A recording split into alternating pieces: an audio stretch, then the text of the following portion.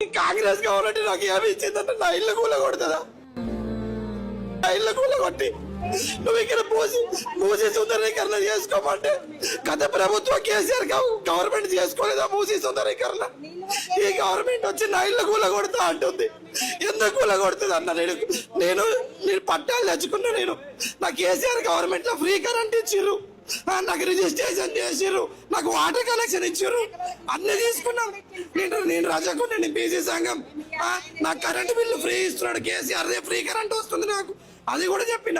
లేదు నువ్వు ఇక్కడ ఉంటావా లేదా నువ్వు అక్కడ డబల్ బెడ్రూమ్కి వెళ్ళిపోతావా, నువ్వు రెండు కాకపోతే నీ ఇల్లు ఊల కొడతా అని చెప్పి నా వైఫ్ రూమ్ లో పనిచేసి నా భార్య 9 నెలల ప్రెగ్నెంట్ ఉంటే భయపడి నేను ఎక్కడో వీరింట్లోకి వేరే ఇంటి వాళ్ళ కిరాయి ఇంట్లో పెట్టొచ్చి అప్పటికి కూడా చెప్తానే ఉన్నాం, సార్ మాకు అన్ని అనుమతులు ఉన్నాయి, లేదు మీరు వెళ్ళిపోవాల్సిందే, వెళ్ళిపోతారా లేదా అంటే నా ఇల్లు అన్న తీసుకోండి, నా ప్రాణం అన్న తీసుకోండి అని ఆ రోజు నేను ఒంటి మీద కిరోసిన్ పోసుకున్నా. మా కోడలు నిండు గర్భిణి అయినా బయట నిలబెట్టేసి మమ్మల్ని, నాకు గుండెదాడుండే, నాకు పెళ్లి కావాల్సిన పిల్ల ఉంది, ఆ రేవంత్ రెడ్డి వచ్చి ఏం బాగు చేస్తుంది మాకు?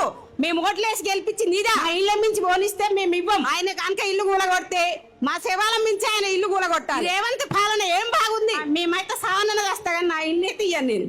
పదవి చేతిలో ఉందని ఏ దీప్త చక్రం అవుతుంది అనుకుంటారు కానీ మళ్ళా డిపాజిట్ రాదు. ఎమ్మెల్యే కొడంగల్లు గల డిపాజిట్ కాదు, తొండలు కాదు. నీకు తొండలు ఏడుస్తాము, నీకు మెడల దండలు వేస్తాము, రెడీగా ఉన్నాం మేమేం వణికేటోళ్ళం కాదు. నీ మాటలకు ఏదో జనుకులు వేసేటోళ్ళం కాదు మేము. మా సార్ ఉండు, మా కేటీఆర్ అన్నుండు, మాకు సుధీర్ అన్నుండు. బీఆర్ఎస్ పార్టీ మూసీ ప్రక్షాళనకు వ్యతిరేకం కాదు, కానీ మూసీ ప్రక్షాళన పేరు మీద ఏదైతే ఇల్లు కూలగొట్టే కార్యక్రమం చేస్తుందో దానికి మాత్రమే వ్యతిరేకం.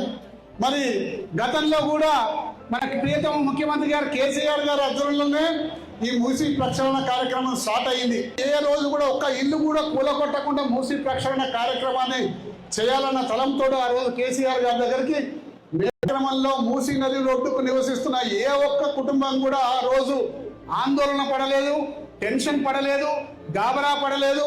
ఎవరికి అసలు మేము చేస్తున్నట్టు కూడా తెలియకపోవడం, అంత సాఫీగా ఆ కార్యక్రమం జరిగిపోయింది.